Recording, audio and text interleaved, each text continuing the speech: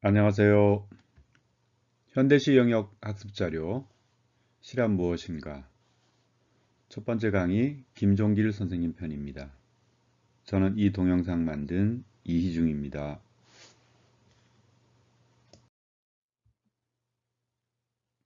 예, 시인으로도 활동하셨던 김종길 시인에 대해서 잠깐 살펴보겠습니다.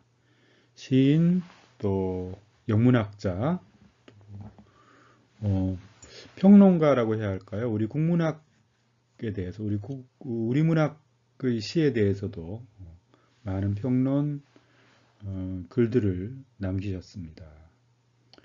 1926년에 태어나셔서 2017년에 돌아가셨습니다. 한자 이렇게 쓰고요. 본명은 김치규예요. 근데 여러분 규자, 한자 좀 아는 사람들도 쉽게 못 읽는 글자입니다. 이 규자요.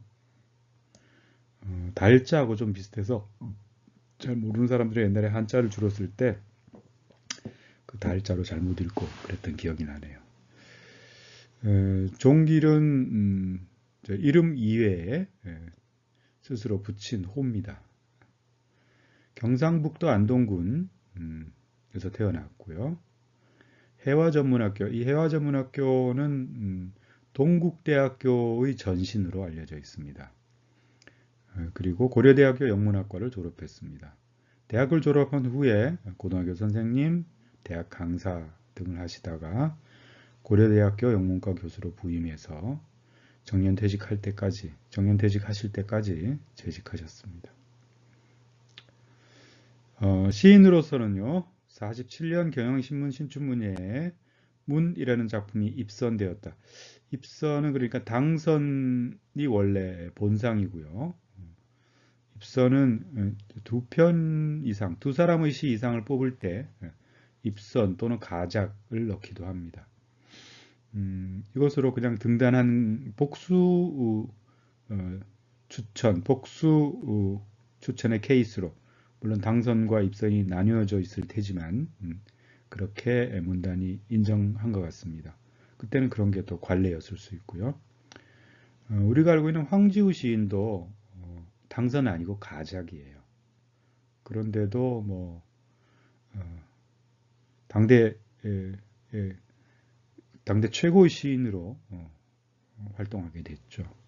원래 상 주고 이러는 것은 그렇게 엄정한 행동이 아니고요. 정확한 기록 또는 수치로 증명되는 순위 가리기가 아니면은 사람에 의해서 사람의 주관적인 느낌이 많이 좌우되는, 특히 예술 분야에서는 이런 큰 상을 받고 안 받고 또 어떤 공모에 당선되고 안 되고 하는 것이 꼭 그 후대에도 널리 인정할 만한 그런 실력에 의한 평가는 아닐 수 있습니다.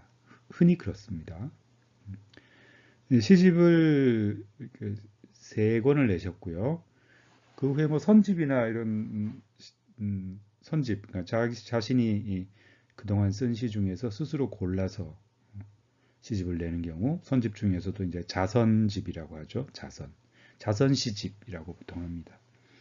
또 다른 사람이 또 골라서 낼 수도 있고 한데 그런 선집들은 정식 그 출간 이력에는 포함되지 않는 것이 관행입니다. 단독으로 대개 이제 잡지에 문학 잡지에 문예지에 한 편씩 두 편씩 세 편씩 이렇게 발표했던 것을 모아가지고 50편 안팎이 되었을 때 시인들은 시집을 내는데요. 그렇게 한 번 묶어낼 때만 그 사람의 본격 창작 결과, 정통적인 창작 결과로 인정받게 됩니다. 김종길 선생님은 이렇게 시집을 세 권 내셨는데 아주 적게 쓰는 편인 거죠. 적게 쓸 때를 과작이라고 합니다. 과작. 별로 많이 쓰지 않는 시인으로 분류됩니다. 스스로 시를 한 편의 시를 쓰는데 시간이 많이 걸리는 경우도 있고요.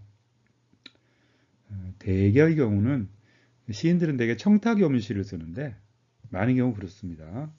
아주 부지런한 사람들은 청탁 상관없이 매일 한 편씩, 뭐 일주일에 한 편씩 쭉 써나갑니다. 일주일에 한 편씩만 써도 3년이면, 아니 1년이 50주잖아요. 1년이면 시집 한 권이 나오는데요. 대개 시인들이 그렇게 잘 못 씁니다. 뭐 큰맘 먹고 매달리면 뭐 한 달 만에라도 50편 쓸 수 있는 것이긴 합니다만 함량이 문제죠. 질적 수준이 문제가 될 겁니다.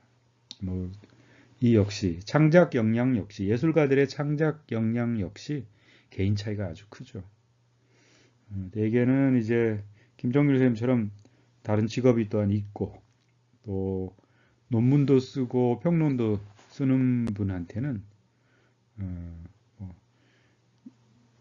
늘 시쓰기에만 매달리고 뭘 시를 쓸까만 하루 종일 골몰하는 그런 시인들에 비해서는 작품 수가 적을 수밖에 없는 거죠.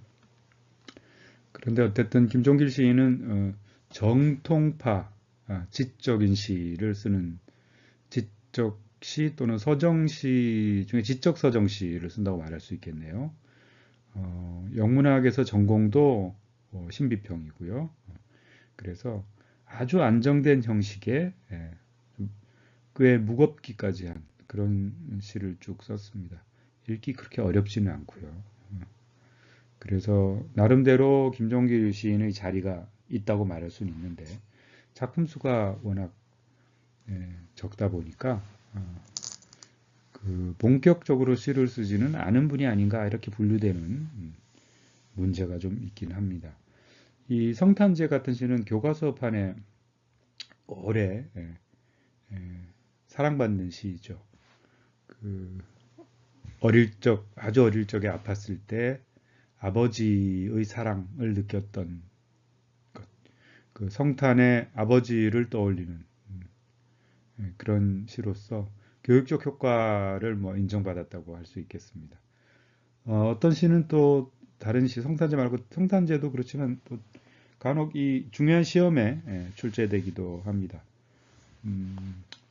여러 해 전에는 그 수능에서 김종길 시인의 시가 출제된 적도 있습니다. 자, 좀 연세 드신 다음의 모습인데 제가 아는 한에서는 아마 선생님께서 오래 사셨던 단독주택, 그 마당, 그 단독주택이 어디쯤인지 제가 알고 있었는데요. 지금은 뭐 이제 돌아가시기도 하고 사모님도 다른 곳으로 옮기셨다고 제가 들었는데 오래 사셨던 저 서울의 수유리 4.19 국립묘지 아주 가까이에 있는 단독주택가의 한 집에 오래 사셨습니다. 그 집 마당인 것 같네요. 좀 전에 본 사진보단 좀 젊으셨을 적 모습입니다.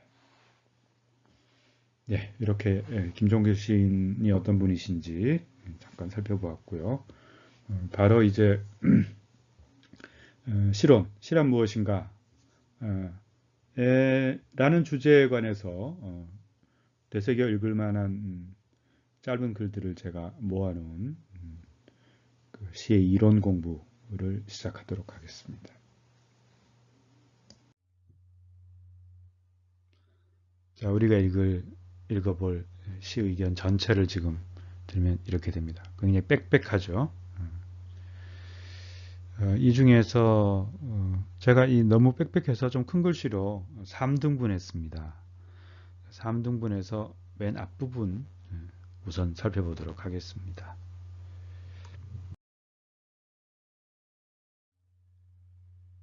예, 첫 3분의 1 부분 살펴보겠습니다.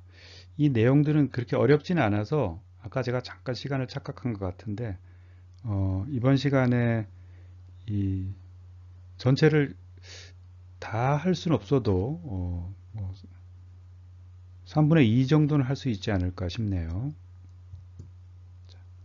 처음에 시라는 것도 사람이 하는 수작의 일종이다. 수작 오른쪽에 한자 있죠. 손으로 뭔가를 만드는 걸 말하는 거예요. 그러니까 넓게 봐서는 사람이 하는 행동의 일종이다라고 말할 수 있고, 좁게 봐서는 뭔가를 만드는 일, 그죠? 손으로 뭔가를 하는 것, 쪼물락쪼물락 뭔가를 하는 거예요. 그죠? 여러 가지가 있죠. 수작은 요리를 할 수도 있고요. 그죠? 뭐 나무로 뭘 만들 수도 있고, 종이를 접어서 뭘 만들 수도 있고. 어, 그러니까 뭔가 사람이 뭔가 일을 꾸미는 것, 계획을 가지고 어떤 일을 하는 것, 이런 걸 수작이라고 합니다. 뭐 예로는 좀 적절하지 않을지 모르겠으나 여러분이 금방 알아들을 것 같아서요. 우리가 우리 주변에서 쓸데없는 이제 좀 이상한 일 하는 사람 보고 이 무슨 수작이야 이렇게 말하죠. 심하게 어떻게 말하죠? 이 개수작이야 이렇게 말하기도 합니다. 그때 그 수작입니다. 물론 이 소리로는 다른 한자로 술잔을 주고받는 수작도 있어요. 한자가 좀 복잡하고 어렵습니다만은 여기서는 그게 아니고 그냥 사람이 계획적으로 뭔가를 해보는 일, 그걸 가리키는 겁니다.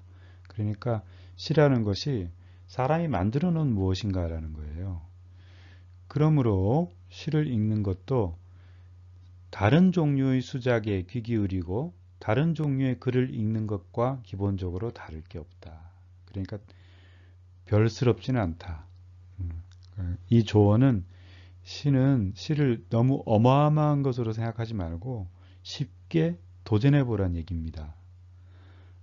그러니까 다른 사람들이 뭐 이게 뭐 일을 하고 있고 이러면 우리가 눈여겨 보고 또 그 사람이 뭐 노래를 부르거나 이야기를 하면 또 들어보고 이러잖아요.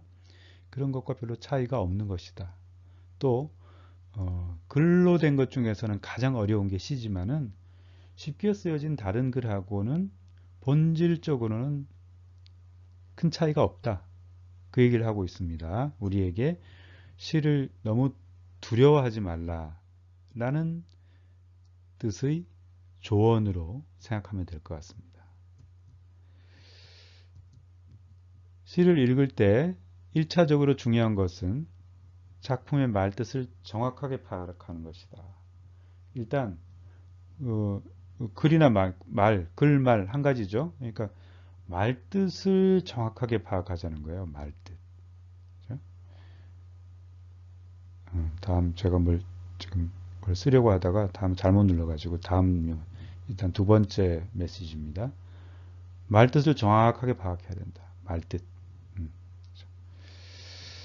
그 다음에 다시 나옵니다. 이어서 시에서 표면적인 말뜻은 그림에서 윤곽과 같다. 그러니까 표면적인 말뜻으로는 다 알 수 없다는 거예요. 시는 일단 첫 번째에서 뭐라고 했죠? 첫 번째에서 말뜻을 파악하는 게 중요하다고 했잖아요.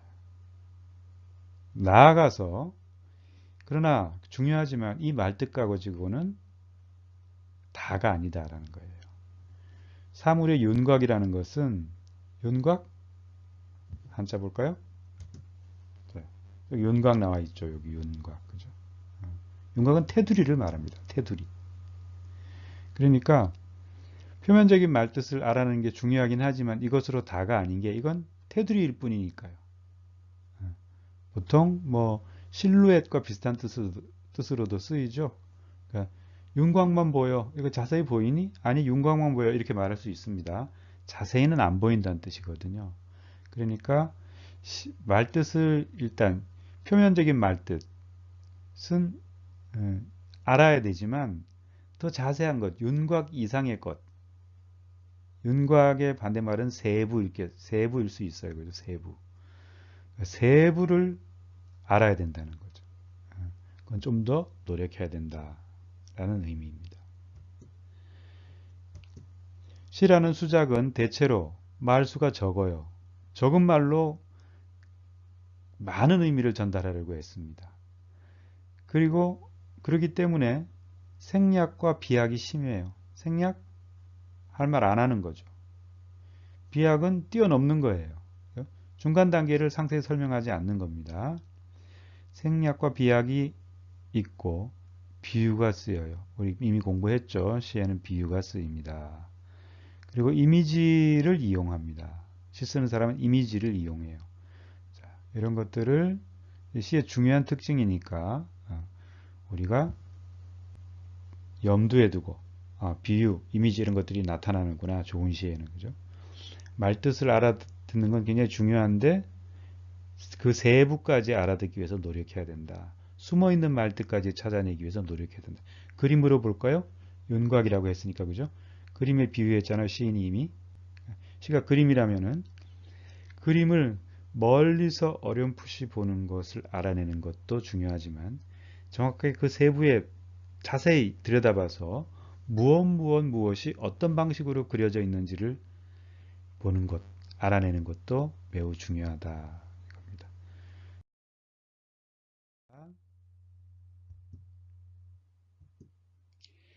시의 밑바닥에 깔려있는 의미를 알아내기 위해서는 끊임없이 상상력을 발동해야 된다. 자, 말뜻 이상의 세부라는 뜻으로 시인은 김종길 시인은 영문학자이기도 한 시의 밑바닥에 깔려있는 의미를 알아내야 된다고 그랬어요. 이게 윤곽이 아닌 윤곽 너머의 윤곽 사이의 어떤 것을 말하는 거죠. 그래서 우리는 뭘 해야 돼요? 상상력을 발동해야 된다고 했습니다. 상상력. 시를 읽을 때는 상상력을 끝없이 사용해야 된다.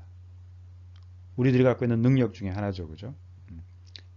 시는 상상력이 매우 중요하다. 자, 상상력 설명 좀 더 자세히 합니다. 상상력의 발동은 상상력을 움직이기 시작한다. 발동 제가 한자 안 적었네요. 여러분들 읽을 때는 넣어드리도록 제가 녹음 마치고 따로 조금 더 손질하겠습니다. 상상력을 움직인다는 것은 개인적인 연상에 상상력은 개인적인 연상에 굉장히 상상력을 설명한 말입니다. 개인적인 연상. 연상은 한자가 뭐죠? 저기 있네요. 그죠? 연달아 생각하는 거예요. 이어서 생각하는 거예요. 연상한다는 것은 고향을 생각하고 고향에 살던 집을 생각하고 그 집에서 그 집 마당에 세워져 있던 큰 나무를 생각하고 그 나무에 피던 꽃을 생각하고 그 꽃에 날아오던 나비나 벌을 생각하고 이게 연상이죠. 계속 이어서 생각하는 거잖아요. 그렇죠? 상상력은 이런 거라는 거죠. 개인적인 연상에 크게 좌우되기 때문에 같은 작품에 대한 반응이나 해석이 사람에 따라 다를 수 있어요. 개인적인 연상이 사람이 다르다는 거예요. 고향집을 떠올릴 때 그게 기와집인 사람도 있고요. 2층 집인 사람도 있고요. 또는 초가집인 사람도 드물게 있겠죠. 텐트인 사람도 있겠죠. 그죠? 그러니까 사람마다 상상력의 내용이 다를 수 있다는 겁니다. 그러니까 이 말은 작품은 한 가지 시를 읽고도 사람들은 저마다 다른 생각을 하게 될 수 있다는 거예요.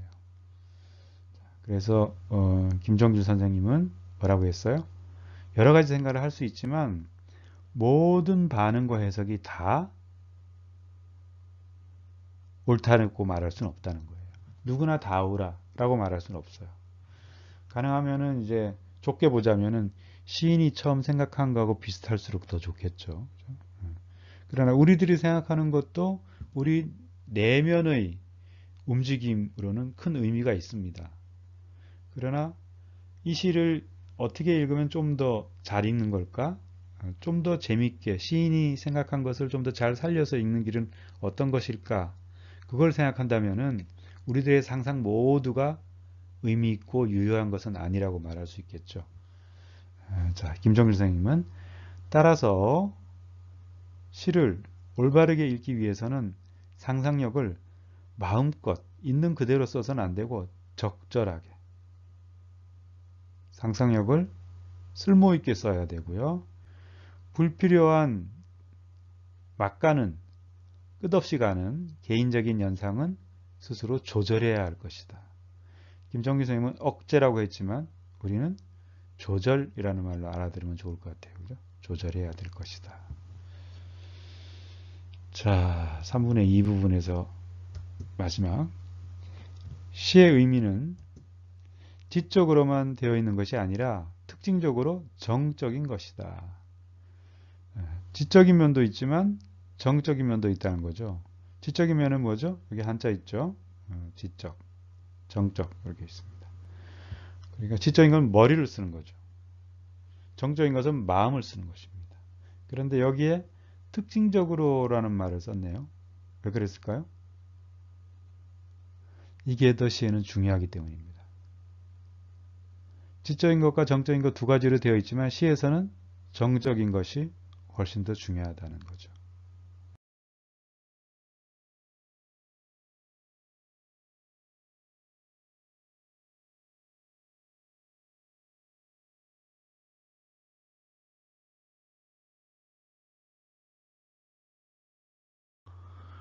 뒤에 3분의 1 보도록 하겠습니다.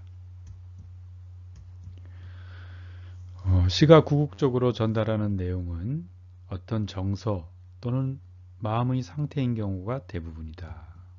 습니다 구국적이라는 말 사전에 잘 안 나와요. 궁극적이라는 말과 비슷하다고 보면 될 것 같아요. 궁극적. 근데 구국적이라는 말도 옆에 한자 나와 있듯이 찾아내다, 살펴보다 이런 뜻의 구자입니다. 연구할 때 구자죠. 극자는 끝까지, 그죠? 북극, 남극 할 때 그 극자입니다. 그러니까 구국적이란 말은 끝끝내, 마지막 장면, 끝까지 가서 보면 뭐 이런 뜻으로 여러분 이해하시면 될 것 같습니다. 그러니까 시가 전달하는 내용은 결국은 마음의 상태, 정서도 마음의 상태죠, 그죠? 결국 시는 마음의 상태를 전하려고 하는 것이다. 딴 거 없다. 시인이 느낀 어떤 마음의 상태를 우리에게 전달하려고 할 때가 대부분이다. 이 얘기죠. 그러니까 이 마음의 상태는 어떤 걸까요? 예를 들면 훨씬 더 이해가 쉬워지죠. 슬픈 상태, 슬픔에 잠긴 상태, 또는 놀라운 상태, 놀라고 있는 상태, 기뻐하는 상태, 쾌감을 느끼고 있는 상태, 뭐 이런 걸 수 있겠죠. 두 번째입니다. 우리가 시를 읽고 해석하는 것은 결국 앞서 말한 그 정서나 마음의 상태를 느끼고 경험하기 위해서다. 시에는 정서나 마음의 상태가 담겨 있는데 우리가 시를 읽는 것은 시인들이 자주 시를 통해서 드러내고 있는 그런 마음의 상태를 우리도 느껴보기 위해서다. 그런 이야기입니다. 여기에 쓰인 단어들의 한자어들의 원한자는 이렇게 되어 있습니다. 세 번째, 좋은 작품을 읽고도 아무런 감흥을 느끼지 못한다면, 우리 그럴 때 많이 있죠, 그죠? 그것은 그 작품을 잘못 읽었거나 불충분하게 읽었기 때문이다. 그러니까 다시 도전하라는 겁니다. 잘 읽어보려고 노력하고 충분히 읽도록 결국 여러 번 읽으라는 얘기입니다. 집중해서 마음을 비우고 잡념을 없애고 난 다음에 우리 마음의 빈자리에 시가 들어오도록 시인이 우리에게 전달하고 싶은 그 정서나 마음의 상태가 내 마음 속으로 들어올 수 있도록 그렇게 만들어주자라는 이야기입니다. 마지막입니다.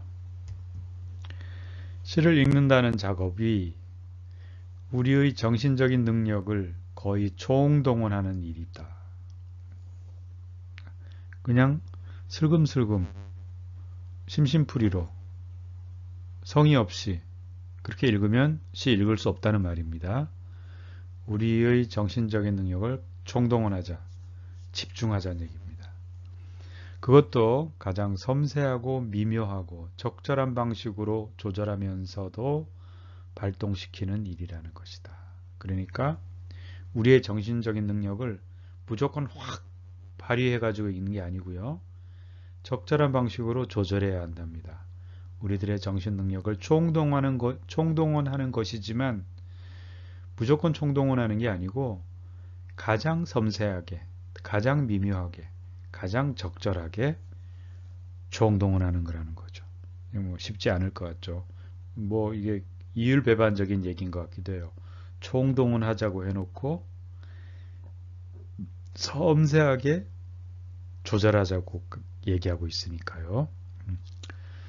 자, 여러분들이 시를 바라보는 관점, 시를 이해하는 방식에 김종길 선생의 이런 이야기가 도움이 되었기를 바랍니다.